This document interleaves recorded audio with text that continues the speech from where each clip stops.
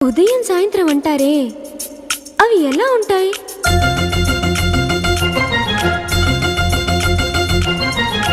మొదటిసారి నీ గుండెలలో తీయనైన ఆశను లేపి ఆ కదలికి ఉదయం అనుకోమా.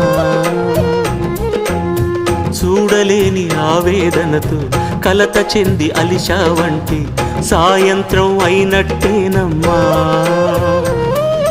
నీలో నవ్విన ఆశలు నా చెలివైతే నేనై పలికిన పలుకులు నీకులుకైతే ఇలవు నీవే రవిని నేనే కలువ నీవే శశిని నేనే.